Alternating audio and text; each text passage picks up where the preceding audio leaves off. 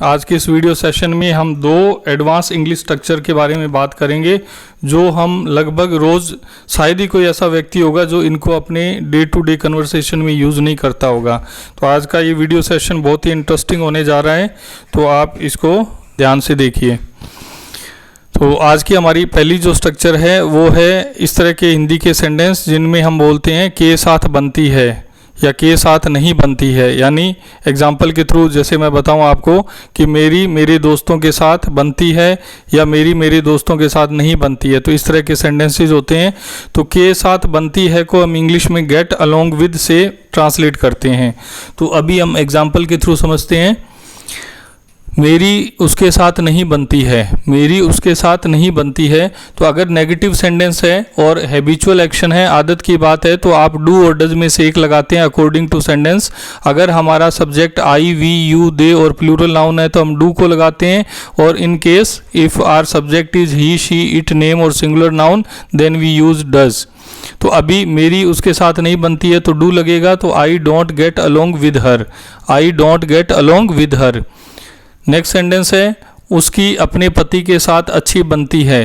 तो अगर sentence positive है तो सीधा गेट अलोंग आ जाएगा, गेट अलोंग विद आ जाएगा। और नेगेटिव सेंटेंस है तो उसके पहले डू नोट, डज नोट या डिड नोट का हमें यूज़ करना होता है। तो उसकी अपने पति के साथ अच्छी बनती है तो she gets along with her husband, she gets along with her husband. Next sentence है उनकी आपस में नहीं बनती थी। They did not get along with each other, they did not get along with each other. Next sentence है मेरी झूठे लोगों से नहीं बनती है। I don't get along with liars, I don't get along with lawyers.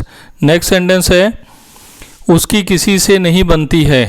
तो शी लगेगा, she does not get along with anyone, she does not get along with anyone. Ramesh की अपने सहकर्मियों से नहीं बनती है। Ramesh doesn't get along with his colleagues, Ramesh doesn't get along with his colleagues. Next है मेरी कामचोर लोगों से नहीं बनती है, मेरी कामचोर लोगों से नहीं बनती है। I don't get along with shirkers, I don't get along with shirkers. Students, कामचोर लोगों के लिए जो है सर्कर वर्ड का यूज़ करते हैं हम, I don't get along with सर्कर्स।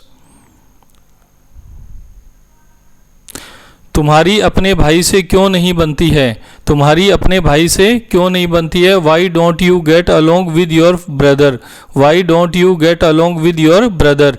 तो इस तरह से ये सेंटेंसेज हैं, ऐसे सेंटेंसेज जिनमें हमारी किसी से बनती है या किसी से नहीं बनती है को हम ट्रांसलेट करते हैं।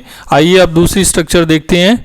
सुनने में आया है कि वह कल दिल्ली जाने वाला है, या सुनने में आया है कि उसने कल चोरी की। तो इस तरह के जो सेंटेंसेज होते हैं जिनमें सुनने में आया है कि, तो इसके लिए हम जो है रूमर हैज इट दैट का यूज़ करते हैं, रूमर हैज इट दैट।